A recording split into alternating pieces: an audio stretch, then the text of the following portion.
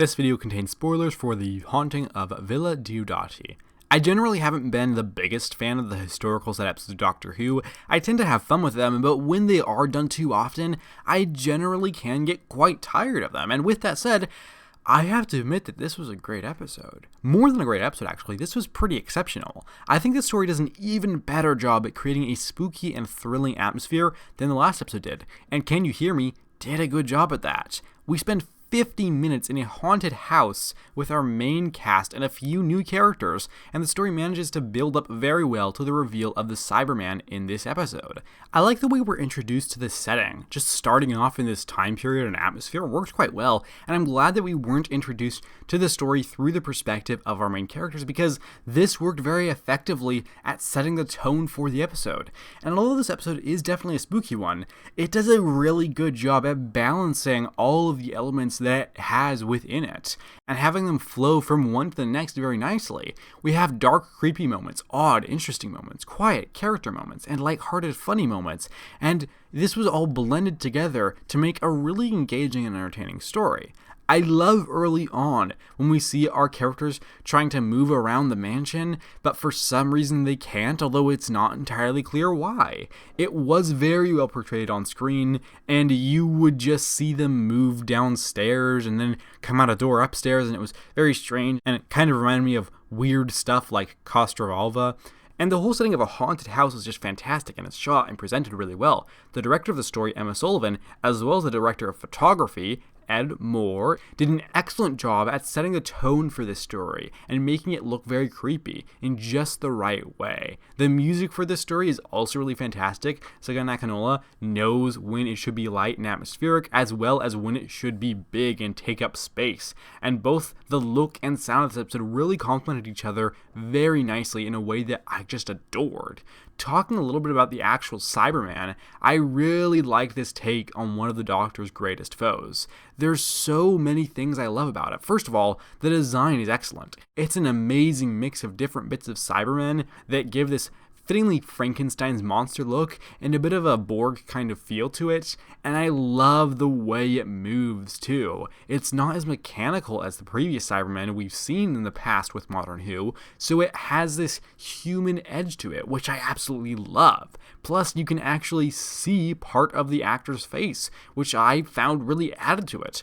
Also, this Cyberman is very clearly emotional. It has emotion in it, it gets angry, you can see it emote, which gives it a bit of a different flavor to most Cybermen, and I think that really improves how this one works in the story. As far as the supporting cast goes, they did well. The only characters whose names I can genuinely remember off the top of my head are Mary and Byron, both of whom are good in this episode. Mary in particular, the actor Lily Miller, does a great job in this part, and even though she doesn't get as much focus as a character like Nikola Tesla, I think we'd get a solid amount of screen time with her, and I really like what we see of her throughout the episode. Byron works well as a character. He could have very easily come across as really cartoonish, but fortunately he didn't, and he worked within the episode, as did the rest of the supporting cast. Oh, and I really liked Fletcher. I loved how annoyed he was throughout the story. He was much appreciated.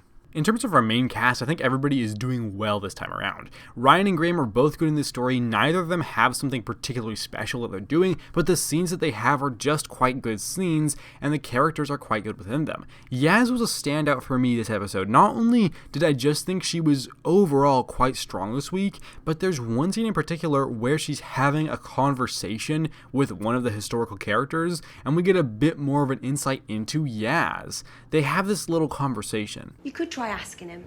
I have. His answers only increase the enigma. I know someone like that. This enigmatic person of yours, would you trade them for reliable and dull? My person's a bit different. Now, I'm very interested in where this is going. I can't help but assume that Yaz is talking about the Doctor in this scene because, she says her person's a bit different.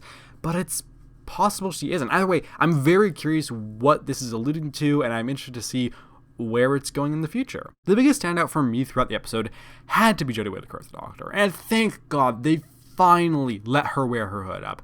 That made me so happy for reasons I don't really know. Not only was she great throughout the entire story, giving a great mix of seriousness and lightheartedness, but she had an absolutely fantastic scene at the end of this episode.